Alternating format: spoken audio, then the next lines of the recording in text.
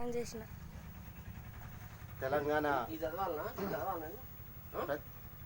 ప్రత్యేక తెలంగాణ జనసమితి రాష్ట్ర కార్యదర్శి గారు మల్లె రామనాథన్ గారు కోరం జగ్గయ్య గారికి నివాళులు అర్పిస్తూ ఇప్పుడు ప్రస్తుతం జరుగుతున్నటువంటి ఎంపీ ఎన్నికలలో బీజేపీ పార్టీ ప్రధాన నాయకులు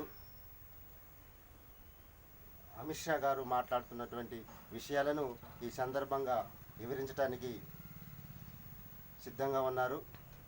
ప్రజల మాట అనే యూట్యూబ్ ఛానల్తో మీ గణేష్ అన్న.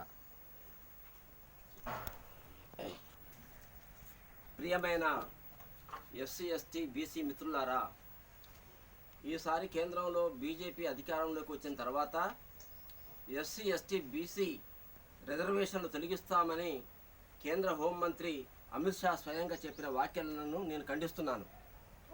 తక్షణమే బీజేపీ ప్రచార రథాలను మన ఎస్సీ ఎస్టీ బీసీ ప్రజలు కోయగూడాలలో, లంబాడి తండాలలో, గ్రామాలలో, వాడలలో తిరగనివ్వకుండా గట్టిగా అడ్డుకొని బుద్ధి చెప్పాలి.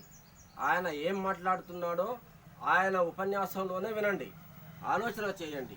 కాబట్టి బీజేపీ జెండాలు మోసి జిందాబాదులు కొట్టిన అమాయక బడుగు బలహీన వర్గాల మిత్రులారా, పేద ప్రజలారా, ఒకసారి ఆలోచన చేయండి అని మీకు దండం పెట్టి చెబుతున్నాను.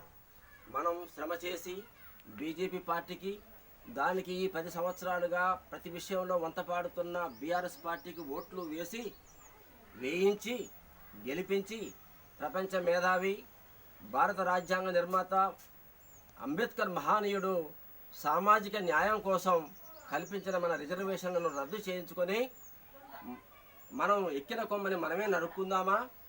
భారత రాజ్యాంగాన్ని రక్షించుకొని మన రిజర్వేషన్లను మనం కాపాడుకుందామా?